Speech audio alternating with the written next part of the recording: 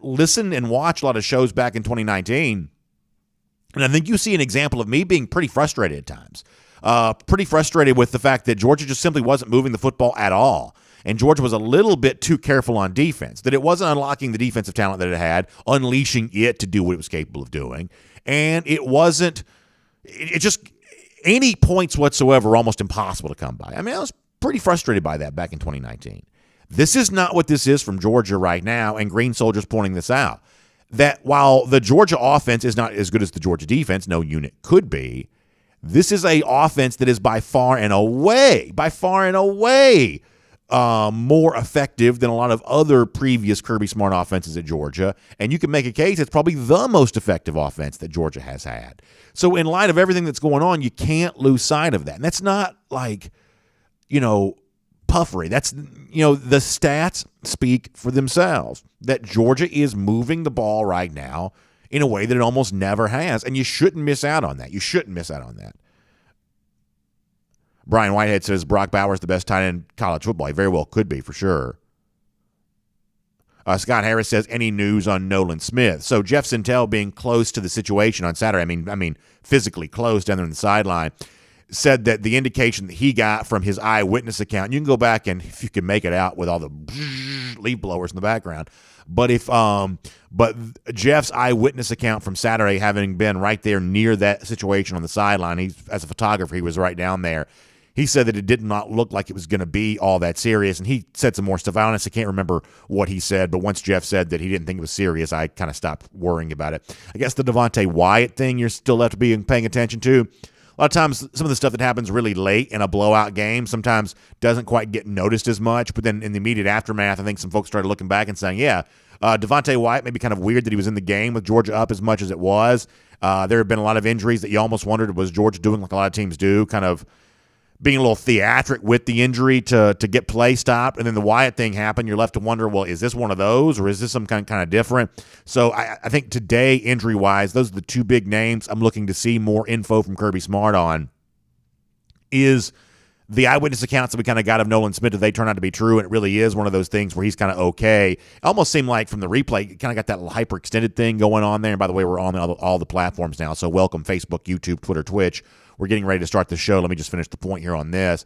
The initial replay that you saw of the Nolan injury made it seem like, that could be serious. But I think, some folks, including our Jeff Tindall, saying may not be quite as bad as you might think there on that. And the Devontae Wyatt thing will be one of those things that I don't think we specifically heard Kirby ask about that on Saturday. I know there's been a little online chatter related to the Wyatt thing, but hopefully we'll hear a positive update from Smart on that, and maybe even a discussion of why Wyatt was in there late. You're only traveling 70 guys. You got to play somebody. This is not like a home game where you got 100 people on there. Jermaine King says there were rude Tennessee fans during our dog walk broadcast. Yeah, there's always going to be that. Allison Scally says, I couldn't believe how dumpy the stadium was and the seats. You were sitting in the other people's laps. Yeah, that's probably true. But as I told you earlier, I got a chance to see Allison and her husband, who was celebrating a birthday this weekend. Got to see them before the game. That was great. All right. Good stuff.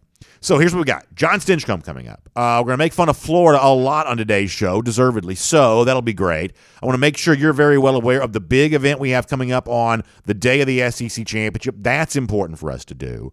Also, agenda alert. I have one today. DawgNation unification. We're going to bring the factions together here on this show. That plus, we're going to give the Dogs a bunch of credit for a big win on Saturday. It is all on the way as DawgNation Daily, the daily podcast for Georgia Bulldogs fans, presented by Pella Window and Door of Georgia, begins right now.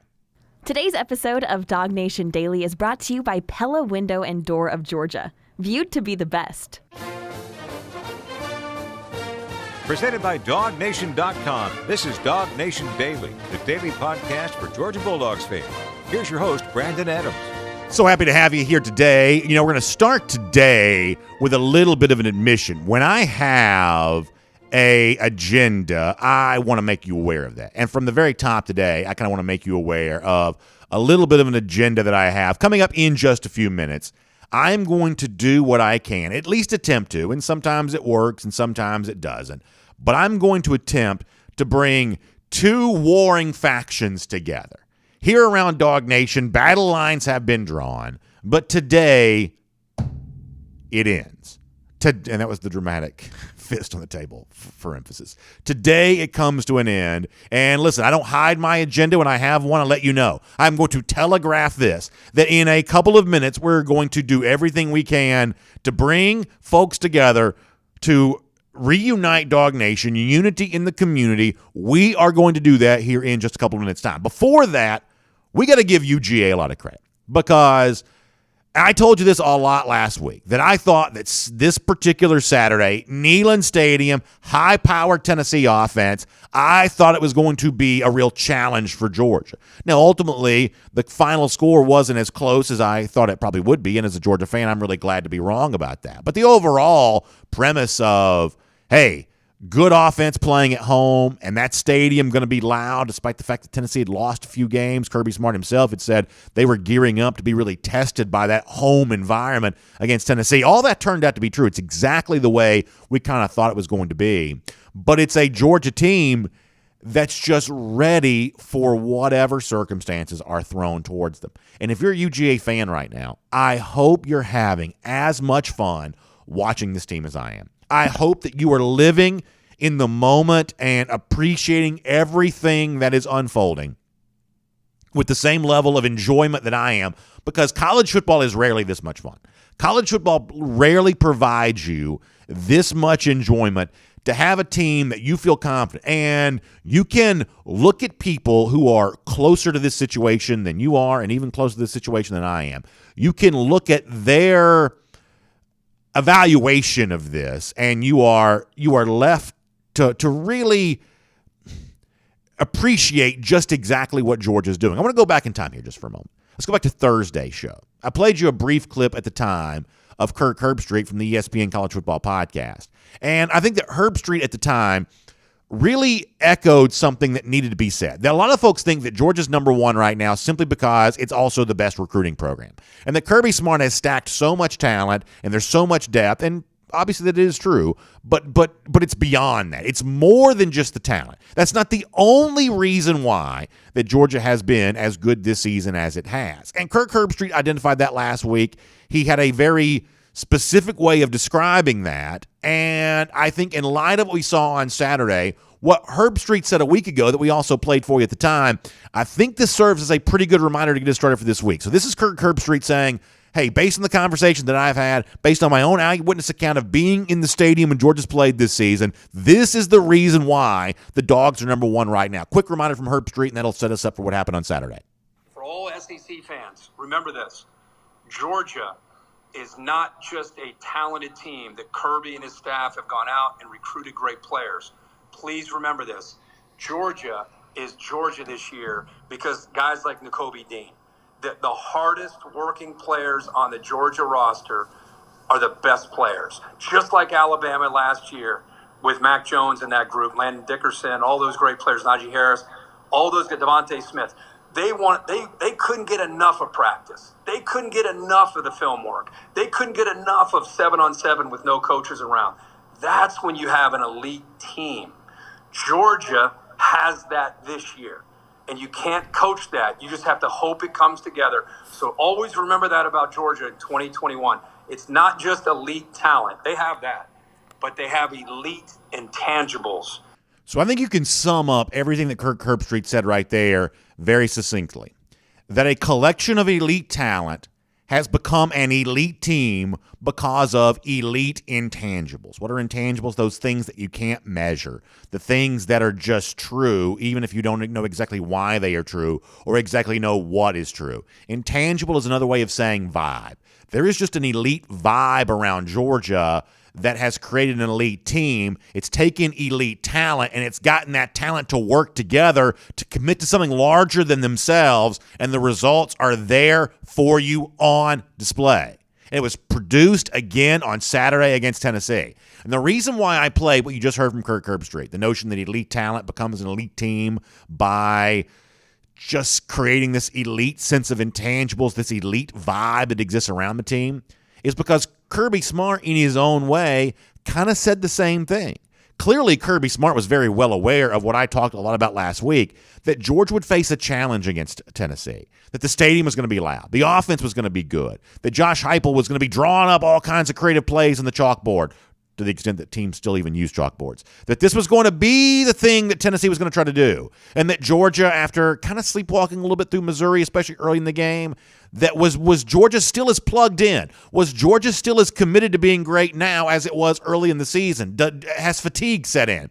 Has complacency set in? Is there something about this team now that's less dialed in than it was for other bigger games earlier this year?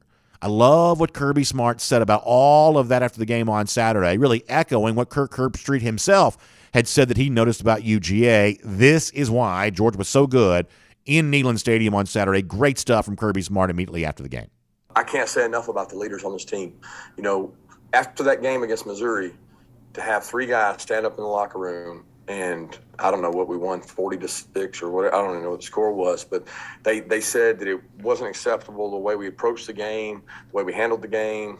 And I knew right then that we were going to be okay this week. Now, I still worried a lot, but those guys said everybody better be in there to lift, everybody better be on time, and it just took over the team, and it permeated through them all week. And I thought Monday, Tuesday, Wednesday, we had really good practices. Tough place to play. I think the way the game started, they start that way on a lot of people, and we talked to our guys about taking their best shot. But we didn't come up here to take shots. We came up here to throw them, and our offense came right back with a huge drive, which I thought was huge for us to start that way. It gives the defense some confidence and let us get our feet underneath us. Kind of did a tremendous job, and proud of the way the guys played. This has been a great year worth of quotes from Kirby Smart. You had at the very beginning of the year, you're either elite or you're not. We had lots of mileage out of that one. That was a terrific one. Then later on, it was, we're not practicing to beat somebody. We're practicing to beat everybody. I think that's what he said. That was a great quote. But I don't know anything was as good as the one that he just said there, which was, we didn't come up here to take a shot. We came up here to throw some. Is that not terrific? I mean, is that not as good as it gets right there? That Georgia at this stage of the game, at this stage of the season, even though they're number one, even though they got the bullseye on their back, they're not in a crouched defensive conservative posture. They're in an aggressive offensive posture. They're not looking to absorb a blow. They're looking to strike a blow. They're looking to take the fight to someone, even though as the number one team in the country, everyone wants to take the fight to them. And the way that Georgia played on Saturday, I think, demonstrates that really is true. And you can't miss this. And I know that when Smart says some of those type of things, it kind of comes across as the sort of typical coach speak. Well, what else is he going to say? But that's not the way Kirby operates. Kirby Smart does not run around tossing platitudes and compliments all over the place when he doesn't mean them. In fact, sometimes when the media tries to pin him down on a compliment, he'll do anything he can to keep from having to do that. He does not like throwing around hollow praise. When he says, I was so impressed with my leadership, when he said before about how tremendous the week-to-week, day-to-day approach this team has taken, these are not the kind of things that Kirby Smart would say unless he truly meant it. And I don't think that Kirk Herbstreit, in the clip I played for you before, and I said this to you last week, I don't think Kirk Herbstreit would be talking about elite intangibles, the fact that the hardest working players on the team are also the best, most talented players. I don't think Kirk Herbstreit would be saying that if Kirby Smart didn't tell him that. This is how strongly Kirby Smart feels about this right now. Now, the caveat to all of this, of course, is it doesn't guarantee anything, because I'm sure the other teams that are going to be in the college football playoff, or the team that Georgia's going to face in the SEC championship, now more likely Alabama than it was going into this past Saturday, but I'm sure they feel pretty good about what they're doing this time of year too. You can't guarantee anything, but there is an obvious reason why Georgia's number one right now, and there is an obvious reason why Georgia's status as number one team seems to feature a chasm between it and the other teams that are its would-be competitors. Talent's a part of it, and the statistics that speak the story of the domination, that's a part of it.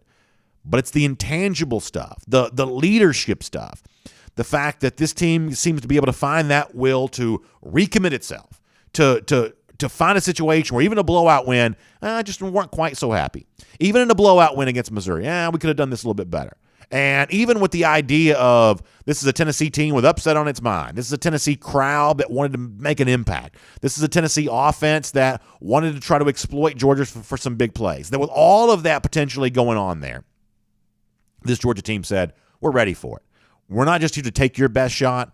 We're here to throw some shots too. And Georgia did on both sides of the ball. It was fun to watch. It was great to see.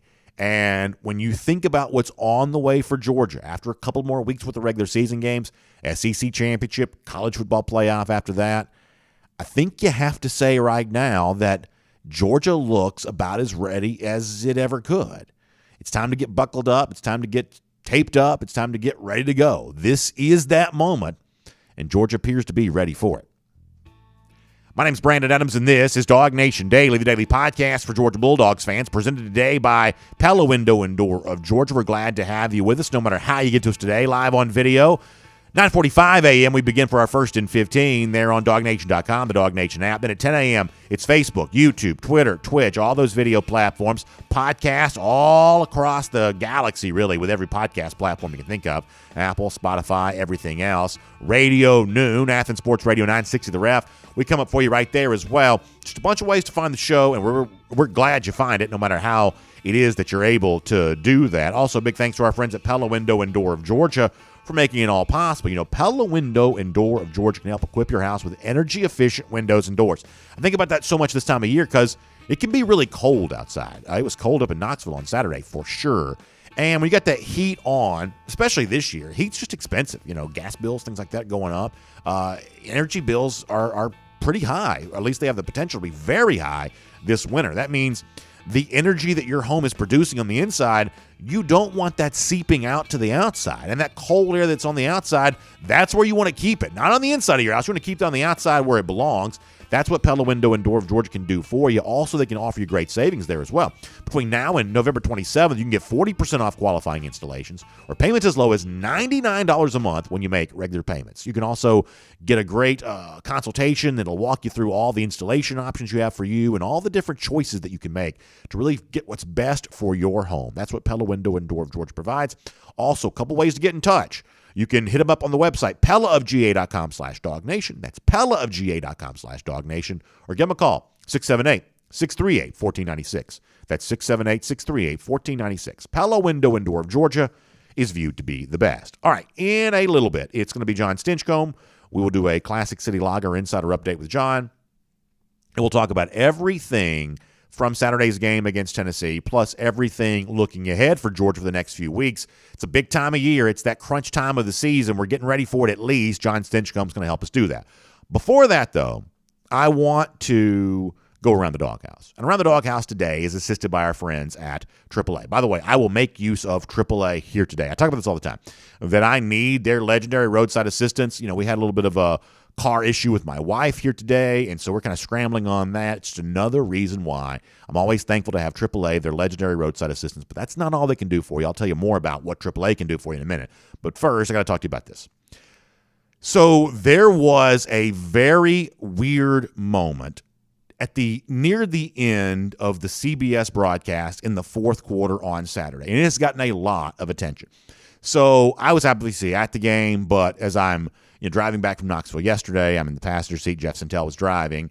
And as we're kind of, just kind of coming back home, I'm kind of following what people are saying on social media, what they're saying to me and everything else. And there was a lot of talk about what the CBS broadcast said. So I went back like late last night and I went to my DVR and I, found the spot in the game where this happened. And I just put my recorder up there and I recorded this. So this is going to be the audio recording. It's about 60 seconds long. Now, here's the context for what's happening.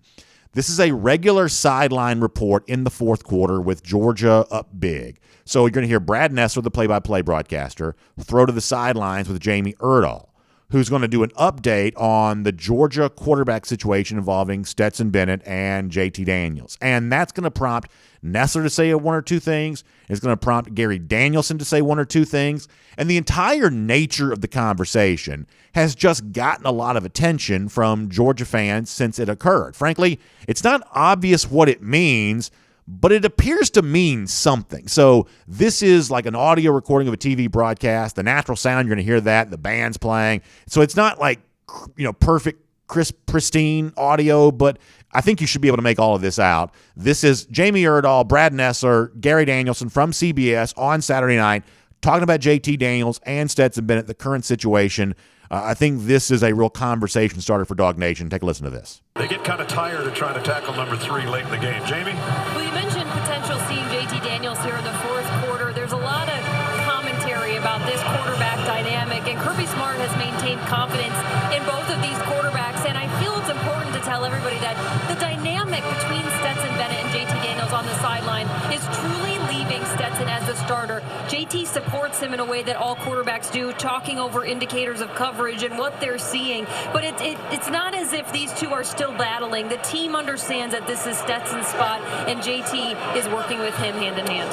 We saw JT's parents, Steve and Allie, outside the hotel this morning as Zaire White's going to get another first down and get into Tennessee territory. This is the first week that he's felt good enough. There's his mom and dad. You can't look more like your dad than you. He does. He does. But they said that this week, Jordan Palmer, his personal quarterback guru, coach, whatever you want to call it, flew into Athens, and they kind of went through all his mechanics and all that, trying to get ready for the end of the season. So now JT Daniels has to be ready. Is there going to be a game? When is it? Is it going to be the SEC championship game or playoff game where they may need him? And that's the discipline he has to do. He owes it to his teammates to be ready if it's needed. So there is a lot there. And the best I can tell, there are 4 very newsy things that come from those 3 voices on CBS talking. The first one, and probably the most significant thing, is Jamie Erdahl saying that the Georgia team knows the competition's essentially over, that Stetson Bennett has won the competition, that the team knows that Bennett's the quarterback and Daniels is working to help Bennett, that this is not an ongoing competition. I think when you hear Erdahl say that, she says that pretty explicitly. Then you have Brad Nessler, and if you're watching the game, what you hear Nessler say is, this is the first week that JT Daniels has felt good enough, and then he stopped. And the reason why he stops is because at that point in time, they put the graphic of Daniels' mother and father on the screen, and seeing the face of Daniels' parents, who Nessler and Danielson said they had a chance to speak to at the hotel there in Knoxville, causes him to stop his train of thought, and he doesn't finish that point. But he's about to say, this is the first week that JT Daniels has felt good enough to, and we don't know, good enough to do what. But what you can, I think, take from that is, prior to this, Daniels apparently hasn't felt good enough to do something. So now do you start adding this together, that the competition is over? That's what Jamie Erdahl says. And the reason why it is over, according to Brad Nessler, is because JT Daniels hasn't felt good enough to do something. You don't want to read too much into that, but that's kind of what goes on there. I also think it's interesting that the idea that Jordan Palmer, a lot of you know who Jordan Palmer is, former quarterback himself, quarterback coach, comes to Athens to work with JT Daniels, but the specific word here means something to me. The idea that he's come here to work on mechanics, throwing motion, I think you're left to assume that's what the word mechanics means right there. I think you would have to assume here that he's not going to be working extra on his mechanics unless he felt like something was not quite right with his mechanics. Now, what is that? I don't quite know, but this is not the kind of thing that would probably be done lightly, coming all the way across the country to get extra work on mechanics, unless he felt like that was something that needed to be done. Then you hear at the end there Gary Danielson saying that it's JT Daniels' job to be ready. It's JT Daniels' job to be ready in the event that Georgia needs him. Do you take from that, well, does that mean that he hasn't fully been ready before this? People say, well, he played in the Missouri game. There's a difference between playing some and being ready to be the guy to play the entire game and have the entire hopes of a national championship season resting on your shoulders. So, honestly, I'm not quite so sure I'm comfortable saying what exactly all of this is, nor am I willing to sort of openly speculate on the rest of it. But I do think you can take, if we take Erdahl and Nessler and Danielson seriously whatsoever, I do think you can take a couple of things from this entire ordeal. And this is kind of where I get into, what my agenda is for today. I think it's time to bring all of Dog Nation back together. This is our Dog Nation unification moment. where if you've been like pro JT Daniels and saying that JT Daniels got to be reinserted back as the starting quarterback for the Georgia Bulldogs, and you would have some good reasons to make that argument. Or if you're the other side, Stetson Bennett's been the guy that Georgia's relied upon all year long. He's got to be the guy you hitch your wagon to for the rest of the college football season into the college football playoff. And you would have some good reasons to feel that way. No matter which side of this you've been on, I think it's time to come together. I think it's time to come together and say, hey, under one roof, under one umbrella, DawgNation unification, it's one team, it's one dream, it's everybody doing the same thing here again. Because the one thing I think you can clearly say on the basis of all this stuff from CBS that's kind of not going on is that somehow Kirby Smart's looking at a JT Daniels that's the same JT that he thought he had in spring practice, or maybe he still thought he had in the summer, and saying, you know what, I don't need this guy. I'm pushing this guy aside. Stetson Bennett's the guy that I'm going to ride with here. Even though JT was the same guy he always was, we're just going to push him aside. We're going to go with Stetson Bennett. It doesn't quite seem like that's what's going on. And so to the Georgia fan, there are some of these out there. And you know some of these people. Frankly, there may be one or two of these people in the media there as well. You just sort of sense this is true. That it's almost like they're rooting for Georgia to fail because they're so invested in their in their JT Daniels take that they want to be able to jump out and say, see, I told you so. See, I told you so. They hope it goes wrong for Georgia so they can say, see, I told you so, that they really should have been playing JT Daniels all along. It's time to take the see I told you so sword and drop it to the ground. Because the thing that you want to tell us apparently isn't true. The thing that some of you want to tell us is that egotistical Kirby Smart wants his guy over JT Daniels. He wants the walk-on. He wants to show that he go out there and win with the lesser quarterback. He's enamored with the story or whatever it is that Kirby Smart supposedly is. He wants to be able to do that, and once that fails, I'm going to jump back into the message board or comment section or social media or whatever else and say, see, I told you so. It's time to drop the see I told you so sword because the thing you're wanting to tell us apparently isn't true. Unless 3 people on CBS were lying, apparently that's just simply not true. And on the flip side of that, there are some people that are so invested in, the Stetson Bennett part of this story and so aggressive in wanting to prove the pro JT Daniels faction wrong that they now want to make a villain out of Daniels as a way of protecting the narrative they've chosen to buy into. And some people were like, well, JT just can't get healthy. JT's just whatever. But that doesn't have to be true either. Here's the one thing everybody's got to understand, and after this, I'm going to shut up. Not every story has to have a villain. There is clearly a story going on with Georgia at the quarterback spot. JT Daniels used to be the starting quarterback. Now he isn't. I've told you before, don't let anybody tell you this isn't weird. It's absolutely weird. This is very bizarre. And anybody who tries to act like it's not is kind of gaslighting you a little bit. Of course this is weird. Of course this is bizarre. But just because it's weird doesn't mean it's being handled wrong. And some stories simply don't have a villain. There doesn't necessarily have to be a villainous Kirby Smart who's so enamored with his own coaching genius that he thinks he doesn't need JT Daniels. Nor does there have to be a villainous JT Daniels who somehow has decided that he's not, I don't even know what the story there would be, but somehow soft or not tough or whatever else. I mean, we don't have any reason to think anything other than the best about everybody involved in this situation. Of course, Kirby Smart would want to choose the best quarterback available to him. And if Daniel somehow hasn't been healthy enough to be that guy, why would we not assume that he's not right now working as hard as he can to be that? And Stetson Bennett, who in the midst of all of this has given Georgia very competent, very capable quarterback play, why wouldn't Georgia fans just sort of appreciate that? That there is no villain here. There is, at least we have no reason to assume there is. Not all stories have to have one. This is simply Georgia making the best of the situation that it's in. And what's frustrating, and even for me this is frustrating, we may never be clearly have it explained to us exactly what has gone on here. All parties involved have a right to, some level of secrecy, and it seems like they're taking that right here, right now. But enough kind of creeps out into the public to let us know that maybe the kind of stark, simple caricature that sometimes gets drawn by some Georgia fans and message boards and social media, there's enough evidence to suggest that isn't true. So I told you before, I had an agenda. My agenda today is DawgNation unification. On the basis of what CBS said right there, can we all come together? Can we all now say that Georgia, there we go, look at that. How about DawgNation unification? There you go.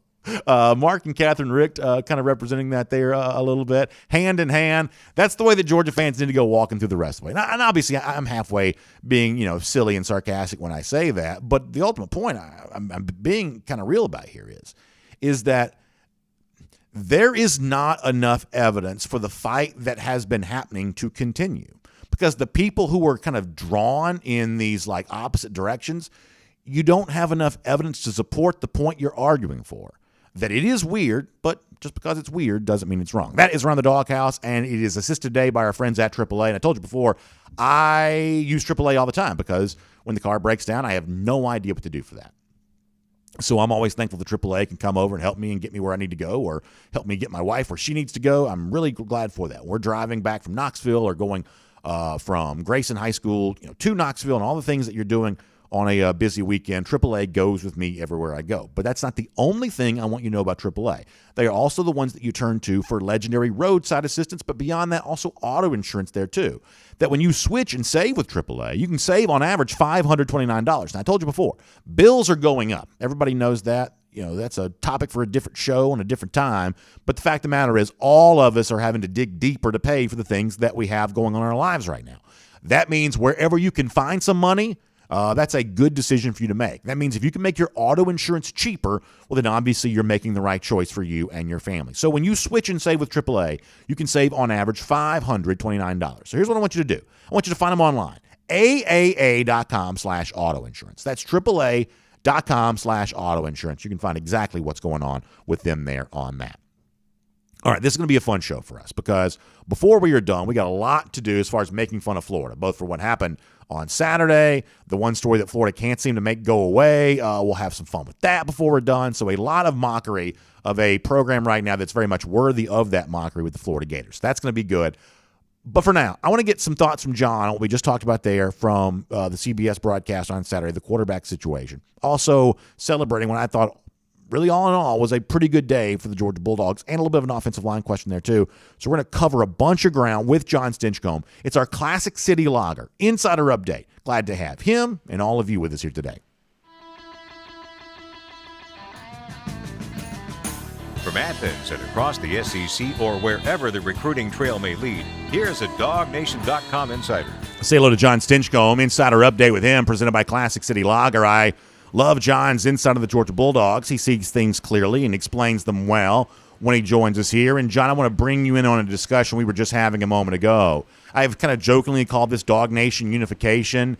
I think on the basis of some of what we're hearing with the quarterback situation for Georgia right now, some of what people have assumed, I think is probably wrong. I think there are some people who have kind of thought that Kirby Smart has looked at a fully healthy JT Daniels and said, psh, this isn't my guy. I can win it without JT Daniels. Watch me go out there and do that, almost casting him into some sort of villain. I think that it's kind of silly to think that way. I think trying to make a villain out of any of the quarterbacks involved in this is, frankly, probably pretty silly there, too. There's no doubt that what's going on with UGA at the quarterback spot's a little bit weird. I've admitted that many times. But I think you're left to believe that this stark, simply drawn caricature of a coach who wants his guy at quarterback for whatever reason. Folks have decided that Stetson Bennett's his guy, or the other side of this, which is that somehow JT Daniels isn't answering the bell for Georgia, which I think is equally, frankly, just as silly and all of that. I think it's time to drop all of that, to let go of the "see, I told you so" if something goes wrong, and just embrace the fact right now that through all of this, Georgia has remained the number one team in the country. What do you think about that? I am all for the DawgNation unification. Yes. And this is coming from a guy who's been in the JT Daniels camp, admittedly so. I felt like a healthy JT Daniels is what gives Georgia the best opportunity to win. And that's not the sentiments from this team and this coaching staff. What they're saying is Stetson Bennett is the guy who gives this Georgia team the best chance to win in any given week. And I'm fully on board with it, because they're the ones who are evaluating their play in practice and understand what they're trying to accomplish from an offensive perspective, and they're getting the job done and doing so in convincing fashion. I think it's important for fans to realize that these coaches want to win. Having played for Sean Payton in New Orleans, one of his greatest characteristics was that I don't care how you came to be a part of this team, the best person who gives us the best opportunity to win is going to be the one who plays. And it didn't matter whether it was I can think specifically back to Pierre Thomas's rookie season. He was an undrafted rookie free agent out of Illinois, I think is where he played college ball. And we had a drafted running back from Ohio State. And on paper, one was better than the other. And it became pretty obvious when we played preseason who our best option was at running back. And it didn't matter that Pierre was undrafted. It didn't, the coaches didn't care how they got here. They just recognized Pierre gives us the best chance to win, play winning football. And so that's the horse that they rode. And I think it's a very similar situation to what we have with Stetson and JT. I want to ask from the outside, and I'm one of those guys. I thought JT was the guy, but obviously the staff is on board with Stetson. I want to ask you two more questions about this, then I promise we'll talk about something else for the rest of the time. Here's the first question. Do you have any problem if what CBS said on Saturday is true, and we have no reason to think it isn't, that Jordan Palmer, a private quarterback coach, came across country to work with JT some last week? Some people are going to say, well, why is he working with a personal guy there? You have any problem with that whatsoever? I know some coaches, I want to say Gus Malzahn in particular, he didn't want his guys working with private quarterback coaches. Other coaches don't seem to mind. Do you have any issue whatsoever with Daniels getting some help in season from a coach outside the Georgia coaching staff? No, and here's why. I think quarterback is one of those positions similar to like a kicker in that mechanics and body mechanics is a huge piece of what they do. And if there's someone who specializes in the movements of a position and they can come in and be a direct consultant and help that player, then it's to the benefit of the team. I understand and hear me say that what you don't want is someone to come in and undermine the coaching that a player is getting. And that's where the contestation of those type situations comes in, is because you want to be able to put it in one clear voice. This is what we're doing as a team. You don't want to undermine that. We have coaches already. Yes, you're exactly right. And I think it's more of a complementary situation when you're talking about a guy who's dealing with an injury that has probably very directly affected his mechanics of getting his job done, and there's someone that knows how his body moves from a day-to-day normal basis that can come in and help with that. I don't see how that would be an issue. I don't think that undermines the voice that is coming from the second floor at the Buttsmeer building as they're going through a quarterbacks meeting. And then finally there's this, and I want to bring another position into this for a moment, but eventually kind of circle back to quarterbacks in this. Last week, Kirby Smart was asked about Dominic Blaylock. Smart made it sound like Blaylock was a long way away from playing, at least based on kind of what I took from that comment. Yet I saw Blaylock walk into the stadium on Saturday and actually put on a uniform and was going through drills as if he could have played. It almost seems like Smart's description of what was going on with Blaylock was actually different than what reality turned out to be. Now, maybe Blaylock magically got way healthier as the week went on, but that seems to stretch the imagination just a little bit. That Smart is just kind of comfortable with, making an evaluation of players that doesn't always. It's not always as forthright as it could be. That's the way, I guess, the way I can be comfortable saying that. It's not always as forthright as it could be. Do you think that Kirby Smart would help the situation by being a little bit more clear about what might have gone on here at quarterback? Because the CBS stuff on Saturday led you to believe that there was something else kind of going on, which Smart is just not at liberty to discuss here. And he has every right not to say anything as far as, I guess, but would it be helpful here if he was more forthright about what has been going on? Well, helpful to whom? Right. Helpful to the media, helpful Fair. to us on our discussions on a Monday. Absolutely it would. I think part of it for him is he's trying to put his guys in a position to win every Saturday. And if there is some ambiguity who a defense has to prepare for, and that plays to his advantage, and he still has the room's undivided attention when it comes to the team room, then it's an absolute advantage to keep some cloudiness, some ambiguity as to who your starter is and the rotation and who you need to prepare for. I think the consternation might come in if you don't feel like you've got a hold of your own room. If the team is starting to say, well, I don't know, it shouldn't be Stetson, it should be JT, and we need a clear voice, then that's the opportunity for any head coach, Coach Smart in this particular situation, to step in and use the media as a way to throw out that clarifier. Like, Stetson's our guy, we feel confident in him, and use the media as a mouthpiece to speak back to his team. But that's not the scenario. What I see playing out is the team knows what's going on. It's behind closed doors. They have confidence in the coaching staff to make the right decision. They have confidence in Stetson to go out there and perform well, which he has. Everybody knows what he's good at, what he brings to the table, and they also know that there are some limitations there, and it's everything that they're willing to live with. And as long as that coaching staff, led by Coach Smart, feels like they've got a good finger on the pulse of their team, and they know that everyone's bought in and believes in what they're saying, then they don't have to. There's not a force pressing them that says, I need to provide clarity and use the media to squash this issue, because we've already done that in-house. Now, all of that is to say this, that on Saturday, John, I thought Georgia made a major statement, and I thought this was going to be a tough place for Georgia to play. I thought the Tennessee offense was going to be a formidable test for Georgia, especially playing in its own stadium. We've seen Tennessee move the football very well in Knoxville this year, not always for the full games when they've been on the road, but at home, offenses just have a tendency to play a little bit better.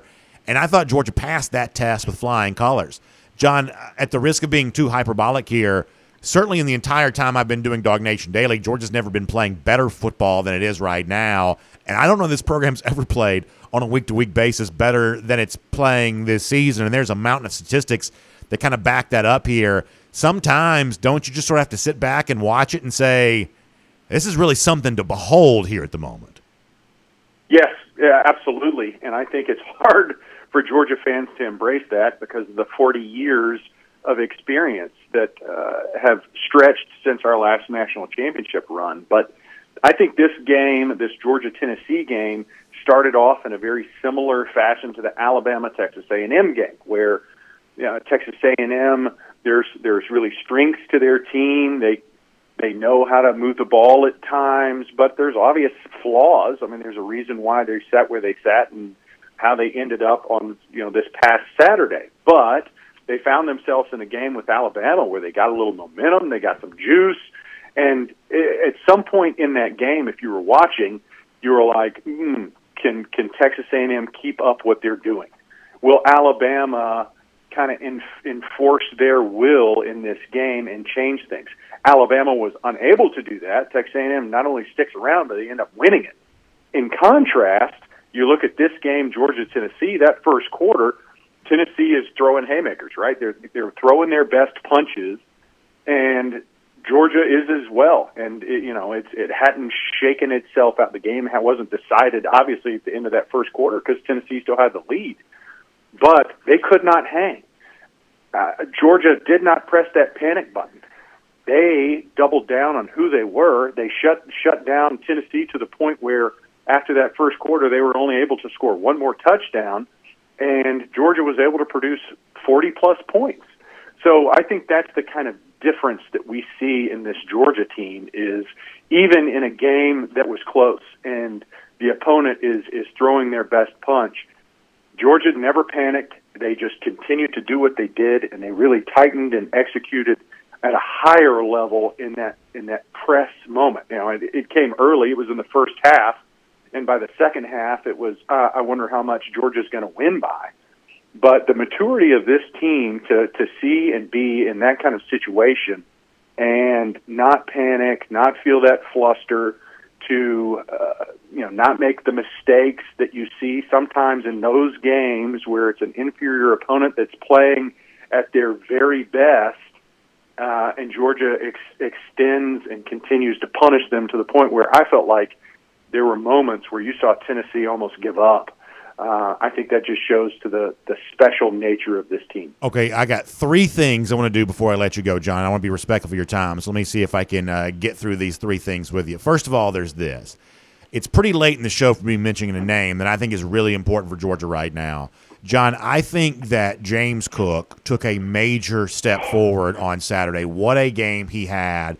And here's what I'm going to say in response to this. You know, we hear coaches talk all the time. The Georgia coaches have said this. Players, not plays, when it comes to your offensive philosophy. You know, in basketball, we think about, hey, who do you want taking that last shot with the game on the line? John, there's going to be a moment this season where Georgia's going to be in a close game where it's going to need some offense. It's going to need to call a play. Either a 3rd and 5 to get a first down that allows you to run some clock because you have the lead, or a play that you got to produce because you need to take the lead. One way or another, Georgia's going to have to make a pressure-packed offensive play later on this season. John, I believe James Cook is the guy who I want to get the ball there in that situation. I love what the Georgia Twitter account said, that his position should just be offense, and I think that's probably pretty well said. John, I don't want to have recency bias here because there have been some other guys who've given contributions for Georgia this year, but I believe that James Cook took a big step on Saturday, and if I got to get some hard offense, if I got to get some tough yards against Alabama, if I got to be my most creative, I believe finding a way to get Cook involved is the thing that you got to do right there on the basis of what you saw on Saturday. My 11-year-old son Mason and my wife tease me because I've said all season long I think James Cook is our best running back, and you know they're giving me grief on Saturday because he had such a good game, and they were laughing at me. But when early in the season they rated, you know, who are the top 10 running backs for the NFL coming out, James Cook's name wasn't on there. Yeah. Zeus's was, and right. You hear me say I love the way Zeus runs the ball. Zamir White is one of those guys that every offensive lineman loves just because of his physicality. I think his vision has improved. He's a great running back. But the versatility of James Cook, his ability to go and play over top of a corner, or if it's a mismatch and a defense makes the mistake, which we saw against Alabama last year, and then obviously on Saturday where you're one-on-one James Cook down the sidelines and you've got a go route, what quarterback doesn't love that opportunity to just lay it out there and let James Cook make you look like a genius? So his versatility, his playmaking ability, when we did, you and I, we were doing that off-season breakdown, and we started looking at the number of plays that James Cook makes between the tackles.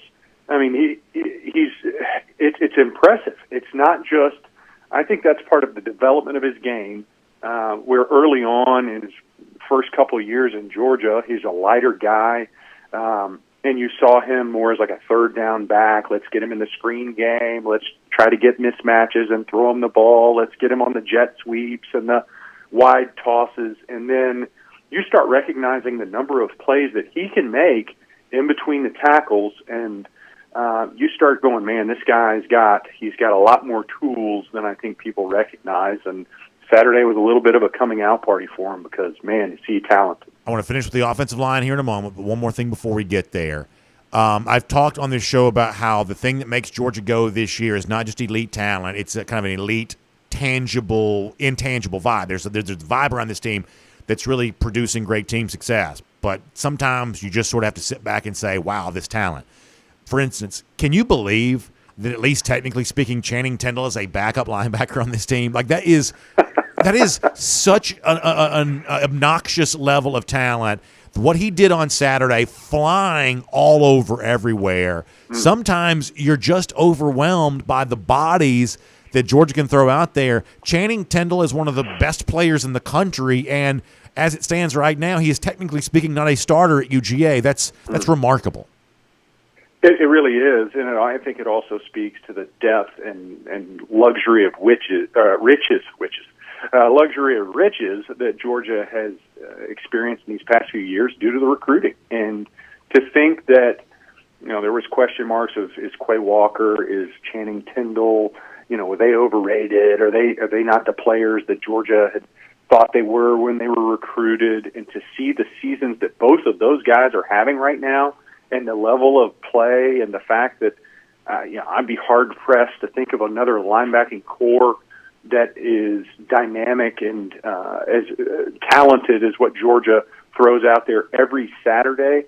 I think it really speaks to, one, their commitment to the program, and two, Georgia's ability to just keep the cupboard stocked, slapped full with amazing talent, because, man, Tindall literally was all over that field.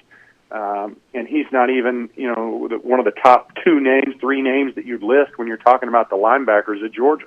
Yeah, that's really amazing. I want to ask you about offensive line to wrap this up here in a moment. Before that, let me remind folks of our Classic City Lager Insider Update with John Stinchcomb. We love talking Georgia football here. We also love enjoying those football game days. When you're doing that, getting ready for your tailgate and watch party at home or whatever you're doing, nothing goes better with all of that than Classic City Lager from Creature Comforts Brewing Company. I like simple things in life. Classic City Lager is just good cold beer. That's all that it is. It's all it needs to be. It's a lager-style beer, lighter in color, but it's a craft-style lager. That means there's great flavor. That's just the kind of thing I like. I like simple things well done, and that's what Classic City Lager is. And a lot of you have tried it. You've made it a regular part of your weekend routine or whatever your routine is for having fun with friends and family. Well, for those of you who have done that, you can certainly pick up some more. And for those of you that are ready to try for the first time, wherever you're doing your shopping, 6 and 12-pack cans, it is available all year round. It's just good cold beer. It's Classic City Lager. I'm also guessing it probably goes pretty well with some Thanksgiving turkey there, too. So not too soon to start thinking about all of that. All right, John, last thing for you, and you've been gracious with your time as per usual. I thought that Georgia on Saturday got a big spark when it brought Xavier Truss in at right guard. I thought the Georgia offensive line play seemed to improve because of that. I'm not quite so sure that shouldn't be a permanent move going forward. What did you think with the insertion of Truss, and I guess your overall evaluation of the offensive line right now? Well, I think the fact that you can recover from losing a Jamari Salyer, who, looking at some of his stats and the fact that he had, I don't know how many pass attempts he was involved in and 0 sacks, and such an anchor for that offensive line. And Broderick Jones has stepped in and played so very well. And then, I don't know exactly who was dealing with flu-like symptoms and sick, and, that was a little bit of a storyline for Saturday, but it certainly seemed to be affecting, the big boys of offensive and defensive line, which I have no confirmation of this, but I think Warren Erickson was one of the guys that was affected by that kind of bug that was floating through the locker room. Yeah. To have the ability to plug players in, like we've seen at wide receiver, but really I think the difference between your major programs is your big bodies, your offensive and defensive line. And the fact that early on, when Warren was your center and Cedric Von Prawn-Granger was ready and able to secure that center spot, and it gave you some flexibility and pushed Warren out to guard, and to see Broderick step in at that tackle spot, that's the difference, right? That's what makes these great teams truly special. I think back to the bowl game where Georgia's playing Cincinnati, and arguably the biggest play in the game was when Cincinnati had to replace their tackle, and Azeez Ojulari was licking his chops and began to feast on the fact that their number 6 was a huge drop-off from their starting 5. And, Georgia has the ability to say, you know what, we lost a guy, and we're going to continue to do what we do and not have to adjust and hide the fact that not just our 6, not our it's already to our 7th or 8th offensive lineman is in the game, and we're still churning right along. It really bodes well and speaks to it's the depth that Georgia has that separates them from the other teams. I think that's exactly right, John. Great analysis, great opinions on everything happening with UGA. I really appreciate you on all of that. I'll see you this Thursday afternoon. The DawgNation video channels will come back for Chase for the Championship. It's a show we started last week, breaking down those college football playoff rankings, looking at who joins Georgia as the top contenders for the national championship. I know we'll have plenty to discuss there, and I will see you on the DawgNation video channels to do just that here later on this week, John. Looking forward to it, BA. Go Dogs. Thank you, John. Let's take a look around the rest of the league. This is SEC Through. All right, so before we're done today, one of the things we're also going to do is, speaking of Chase for the Championship, we've got a huge Chase for the Championship event taking place before the SEC Championship. I'm going to give you all the details about that, including how you can get tickets to be a part of what is going to be a gigantic moment for Dog Nation. That is coming up here in just a little bit. We'll make sure we give you all the deets that you need for that. For now, though, let's get ready to go cruise around the SEC, courtesy of our friends at Royal Caribbean. Let's get ready to think about great time to be back on the seas again, great time to take a cruise vacation with Royal Caribbean, and a great chance to take advantage of one of the coolest ships on the seas, the ship that's really kind of setting a new standard for cruise vacation. I'm talking about Odyssey of the Seas. Now, the cool thing about Odyssey of the Seas is a lot of its destinations, a lot of its trip itineraries will include Perfect Day, Coco Cay, which is always a great thing. But just the Odyssey of the Seas in and of itself is kind of already a destination. It's an unbelievable cruise experience, which features the very best of Royal Caribbean. I'm talking about, if you're watching a video, look at that ship. Look how good this thing looks. It's gigantic. It's an unbelievable next level of where things have been with the Royal Caribbean fleet. You've got all kinds of stuff. Of course, the ice skating that you've had there for a while. You got the bumper cars. You got the just unbelievable dining experiences. You got the specialty restaurants like Chops Grill and so much else going on when it comes to Odyssey of the Seas, and so many great destinations that it's going to there as well. Just a great time to be taking advantage of all of that. So check out my friends at the Cruise and Vacation Authority to learn more about this and to really kind of plan your vacation today. You can go to tcava.com for the Cruise and Vacation Authority. That website, tcava.com. You can also give them a call, 770-952-8300. Once again, 770-952-8300. You want to work with folks who know Royal Caribbean backwards and forwards when it comes to getting the best, I should say maybe forward and aft. I guess that's probably the best way to say that when it comes to a Royal Caribbean shift.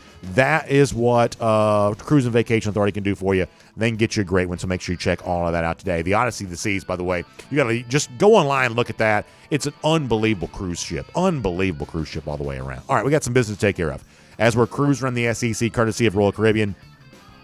And something we take very seriously around here is our duty, our obligation as the chief Gator haters. Myself, Eddie, the mascot for DawgNation Daily. We know it's very important for us to mock Florida anytime there is some mockery to be done.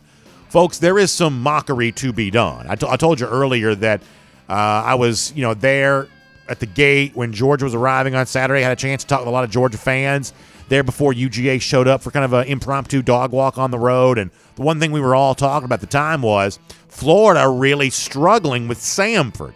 Not Stanford, Samford with an M, Samford. Florida apparently can't get away from those Bulldogs because the same way UGA roughed them up in Jacksonville a couple of weeks ago, they were having a hard time with the Bulldogs of Samford this past Saturday. And eventually they finally pulled away and won, but it was like 70-something to 50-something. It's like a basketball-type score. And then after the game, in one of the most embarrassing chapters I mean this literally, one of the most embarrassing chapters in Florida football history, I think we have some video to show here of the team. This is the celebration in the locker room after Florida beat Samford. Now, listen, I am very slow to want to mock players, even players that play for Florida. I like mocking Dan Mullen because he makes millions. For the most part, I'm kind of hands-off to players. But how much, what do you think of yourself if this is how happy you are for eking out a win against Samford? And Dan Mullen's right there in the middle, dancing and doing all that kind of stuff. There was a quote from Mullen at the end of the game that's gotten a lot of attention about, how happy you're supposed to be after a win like that. Mullen's quote is, calling a win disappointing is disrespectful to the game. That's what Dan Mullen's saying right there, that if we're not happy about this win, we're disrespecting the game. Ask any Florida fan what they think about that. Forget what Gatorhater thinks about that. Forget what Eddie the Blind Squirrel thinks about that. Ask a Florida fan right now. What do you think about Dan Mullen saying it'd be disrespectful not to dance like that, all goofy, after a win against Samford? I can promise you, Florida fans will give you more than an earful of their feelings on that. Now, you've already had Pete the Mel and Pat Forty and a lot of these national voices who are now essentially saying that Dan Mullen needs to be and will be fired. I thought that, but just given the fact that ADs don't want to fire a head coach unless they have to, that Mullen moving on from Grantham and moving on from John Hevesy, kind of casting them as scapegoats for the issues with the program, I thought that might be enough to save his job. But honestly, after this display on Saturday where they had to play for a full 60 minutes just to beat Samford, I think it's fairly obvious that Dan Mullen's lost that team.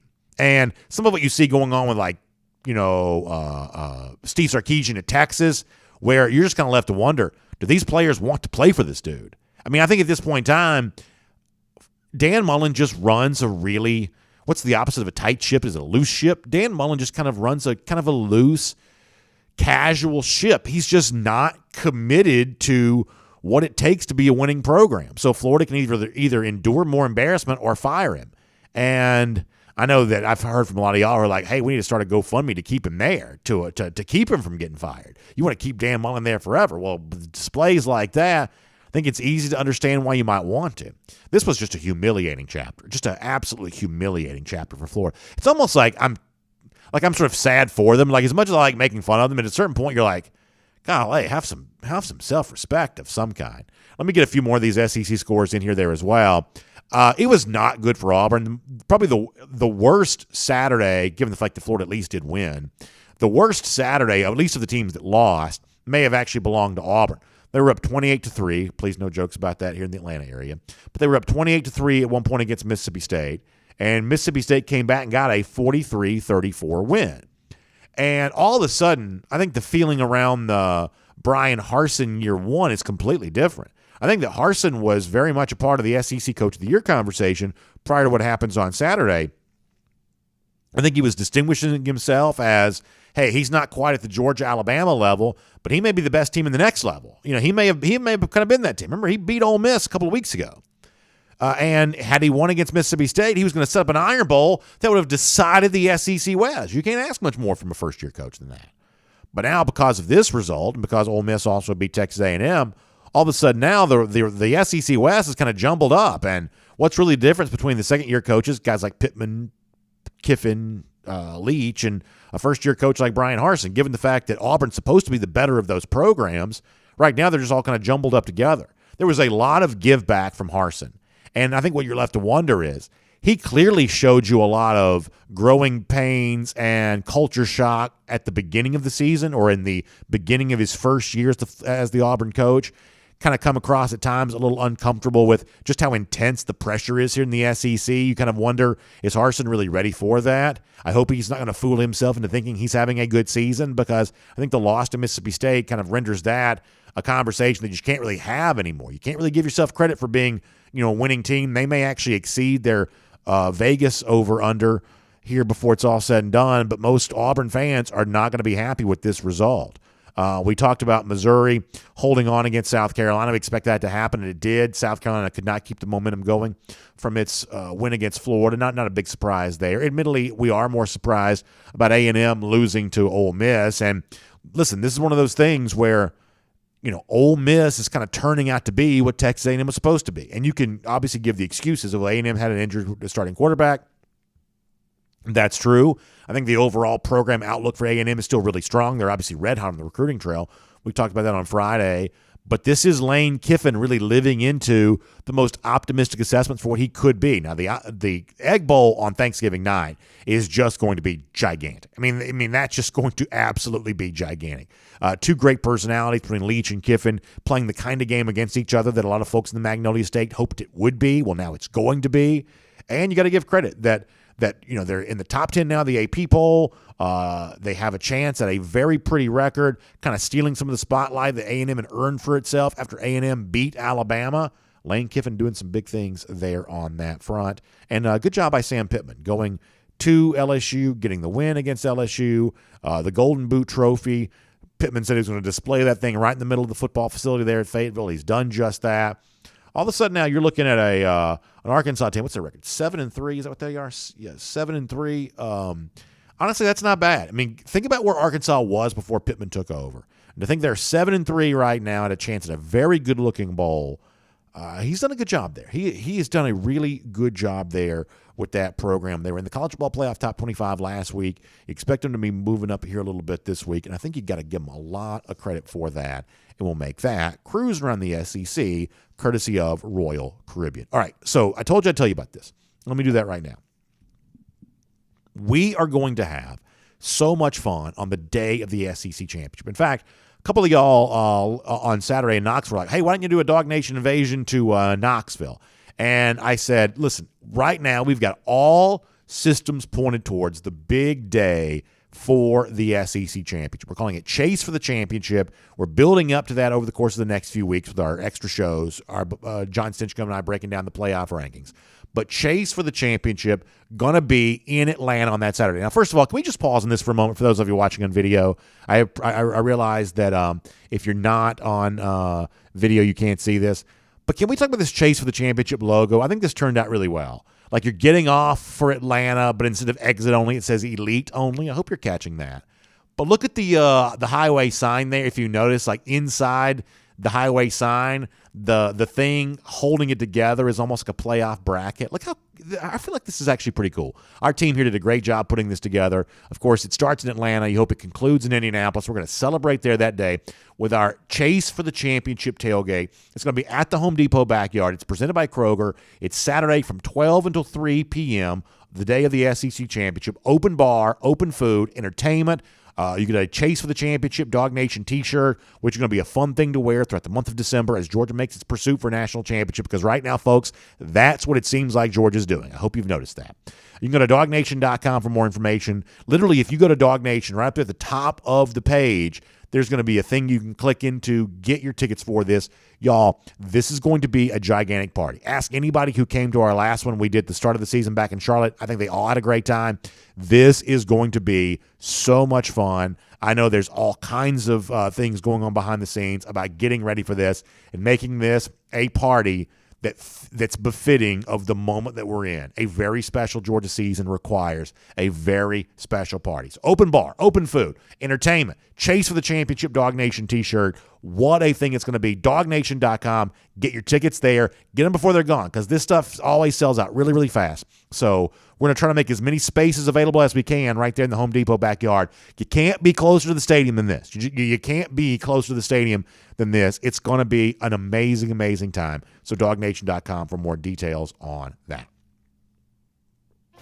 All right, so Golden Shoe here today, and literally this is like a throwback to the very beginning, because somehow, some way, Florida players just love throwing shoes. Like Marco Wilson did that last year against LSU. That's the thing that actually started the Golden Shoe here on our show. Well, lo and behold, in the NFL, Carlos Dunlap, a player for the Seattle Seahawks, has done the same dadgum thing. Can we show this here? I think we have Dunlap. Watch this. Left side of your screen there. Just takes the shoe and throws it. Lucas Dalawanowski shared this on Twitter. The former Gator doing that. Marco Wilson actually retweeted this video himself. Like, what's with the Florida people and the throwing of the shoes? Dunlap's already apologized for doing this. But how come Florida guys are so goofy? I'll never understand any of that in my entire life. So Golden Shoe for another shoe. Certainly perfect there on that. How about the lousy, stinking Gators? Georgia goes back to Jacksonville 348 days from right now and gets another win there. We love to think about that. We'll see you tomorrow. DawgNation Daily, presented by Pella Window and Door of Georgia. And on video. Time now for the R.S. Andrews Cool Down, air conditioning, heating, plumbing, and electric. R.S. Andrews, the one you turn to for all of that. They will take good care of you. Apologies in advance. This will be a short comment section, because what I said during the show was not just advertising copy. It really is true. My wife's car did break down, so I got to take care of that here today. So sometimes real life gets in the way of what it is that we're trying to do. But nonetheless, we will have a few comments, and then we'll get out of here after that. And I am curious to see, I think I know the answer to this, but I'm still hopeful. Is DawgNation unification, is it taking hold? Are Georgia fans ready to come together, big tent, one umbrella, and make a pursuit here for a championship? I certainly hope that's the case. Let's see what else.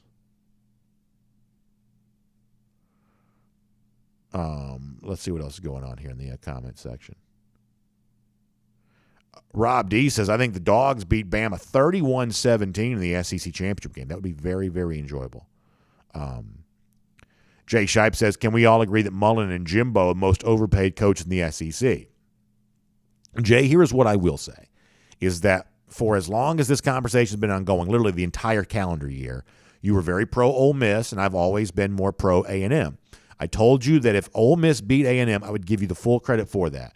And Jay Shipes today, I am doing that. You were right. I was wrong on this particular issue. I have no problem saying that. Good job, Jay. You really nailed that Ole Miss pick, and I want to make sure I give you plenty of credit for that. Let's see what else. Al Pitt says, do you think that JT comes back next year since this year didn't go as planned, and how does that hurt recruiting? Well, I don't think it's going to impact Gunnar Stockton one way or another. Stockton's on his way to UGA.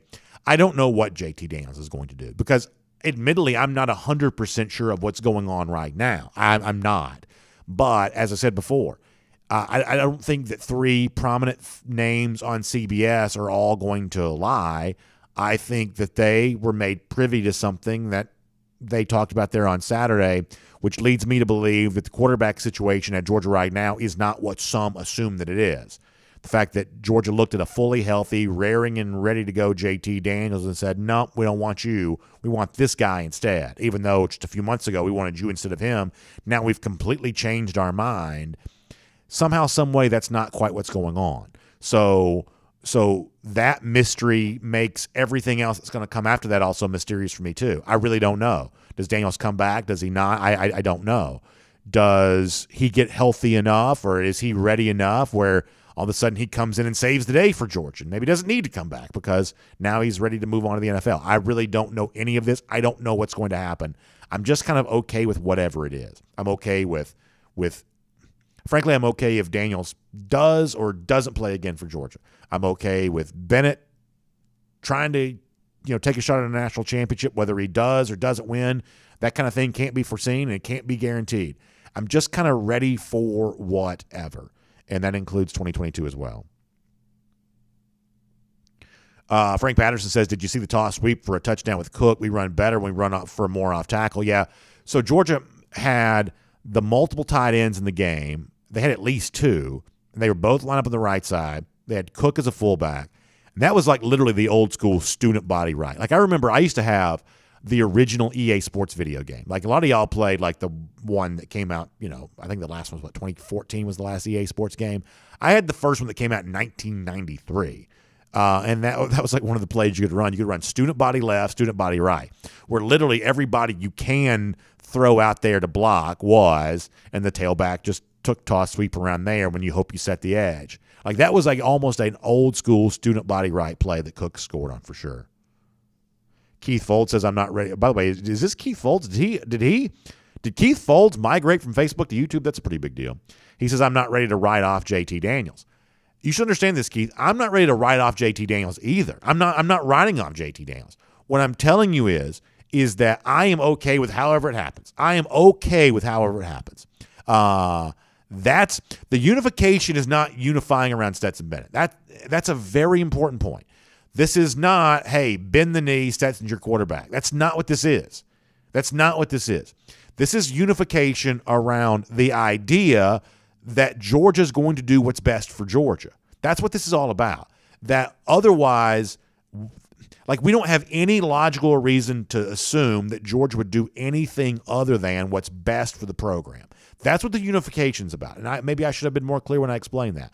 This is not unifying around Stetson Bennett. This is unifying around Georgia. One team, one dream. It's not two quarterbacks fighting against each other. It's one team fighting for a championship, and it'll use the quarterback that it can. Keith Fold says he must be in Facebook jail. Do I even want to know what you did to get in Facebook jail? Do I even want to know? Michael Head says Dawg should start preparing for Bama right now. I believe they probably are. Alan McGovern says unification around the team concept. Yeah, that's exactly right. That's what you're doing. You're unifying around the team, not the quarterback. You're unifying around the team. That's exactly right. Shelton Tucker says, has a team ever won a national championship with a walk-on quarterback? Well, keep in mind that, and I know I think our buddy Michael was a little frustrated by the Baker Mayfield references on Saturday during the game, but Mayfield was a former walk-on. So, Stetson's not even the best former walk-on of all time. I also agree with Rick Wallace on this. He says, I think the team is united. It's the fan base is having an issue. Rick's 100% right about this. There is no indication anywhere. In fact, there is plenty of indication of the opposite, that the team is totally on board with all of this. Rick's right. The only people who are kind of not on board with this are some fans. And today that all ends. DawgNation Unification ends that. Like, not even the media. Like, some people want to say, media is always trying to, like, stir all this up. In this particular case, this is not even the media. Like, the media is not stirring the pot on this. For the most part, the media is, I think, trying. I don't know. Media's not really trying to do anything. I don't guess. But you certainly don't see that many instances of the media trying to make it into a thing. It's actually the fans themselves who've kind of done that.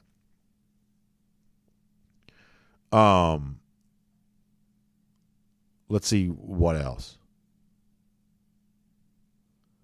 Barry Watkins says, how about we celebrate an undefeated regular season? Yeah, Georgia unbeaten in SEC play for the first time since 1982. 8-0 in SEC play for the first time ever. Remember back in the 80s, it was only a 6-game conference slate.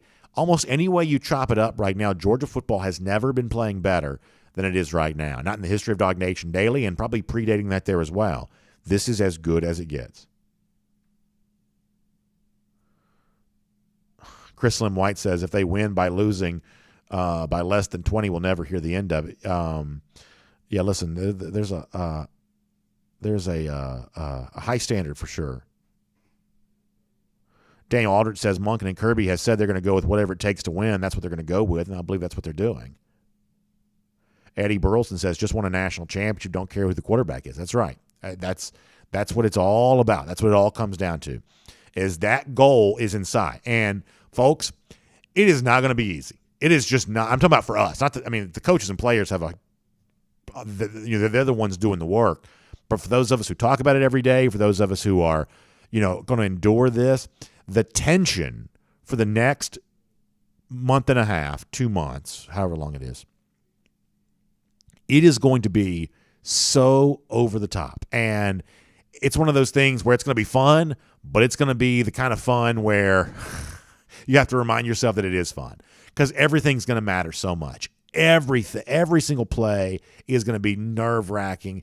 Fingernails are going to be completely gone. Nobody's going to sleep. It's going to be wild. Going from Atlanta to wherever, hopefully Indianapolis, obviously either Miami or Dallas there in between. And you just can't, if you're a fan of a team, you just can't ask for more than you have right now. Like, nobody is ever going to have a guarantee that it's going to work out the way they want to. But when you look at the way this team is clicking and firing right now, you just don't have a right to ask for more than this. You just don't.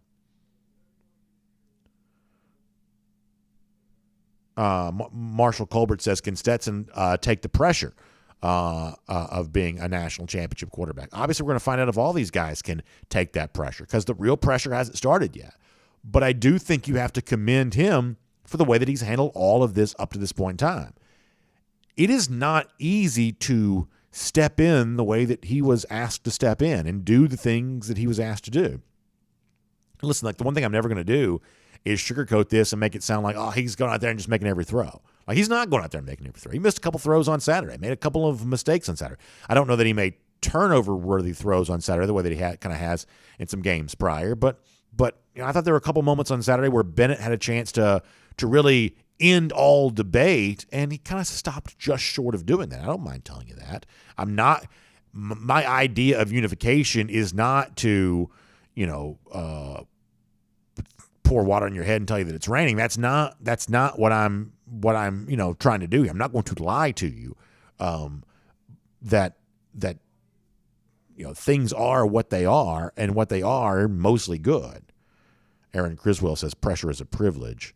I agree with that. Philip Jordan Wells shouting back to the days of Varsity Blues and the "I don't want your life, I don't want your life." The great line from that movie.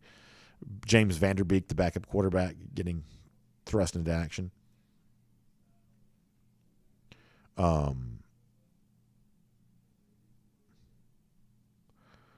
David Thatch says, let me read David's comment here. He says, the kind of fun where you have to remind yourself that it's fun.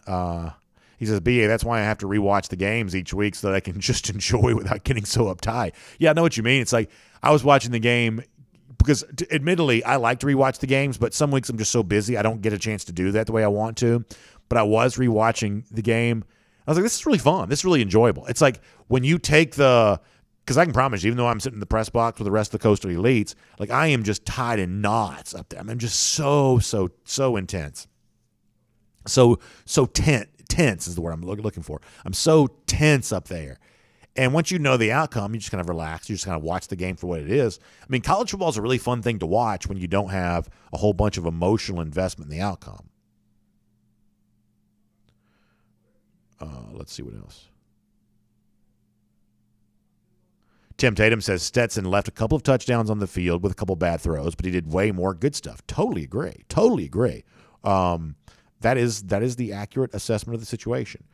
DawgNation.com here for a moment. We'll get a few comments there. Then I got to go, y'all. Got to go. Cat Dog on the subject of trust at guard. I think that may stick, and you make the comparison to being Cleveland 2017. I feel like that's a very accurate comparison too, Cat. I really do. Mike Hughes says, I haven't seen any update on Nolan Smith. Kirby goes at noon, so we're probably 40 or so minutes away from that. I think you'll get an update on Nolan. I anticipate it being more good news than not. He may not play the next 2 weeks, but you don't really need him to.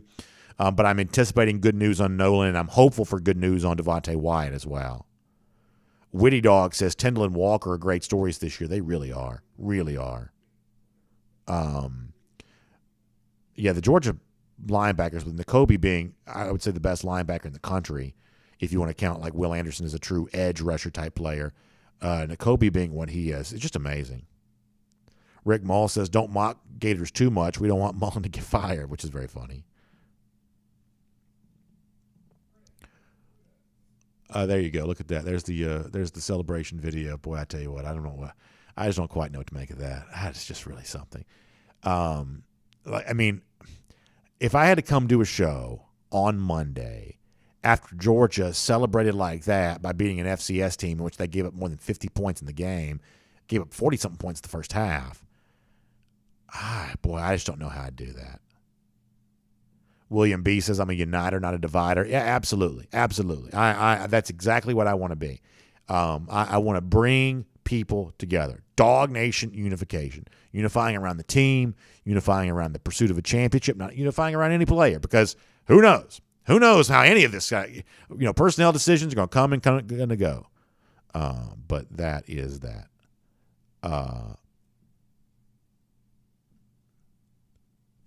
Let's see what else. Jimmy on the difference between the two quarterbacks, and there are some profound differences between the two. There are some profound differences. That's why we're okay uniting around either one of them. All right, final comments that were gone. Daniel Aldridge, thanks for the kind words. Appreciate that. Ryan Walker kind of comparing it to a boxing match. I mean, I thought that Georgia took a pretty big punch on Saturday and just shook it off. As Kirby said, we came to throw blows. We came to throw punches, throw shots. That was great. Such a great quote. Y'all, this is really, really good right now. This is really, really good. Life is rarely as good as it is at this particular moment.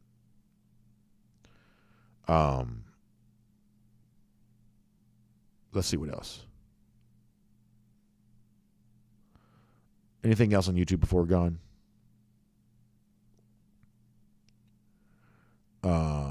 Anything else we haven't quite gotten to over here yet? I'm trying to see if there's anything else. I want to get one more.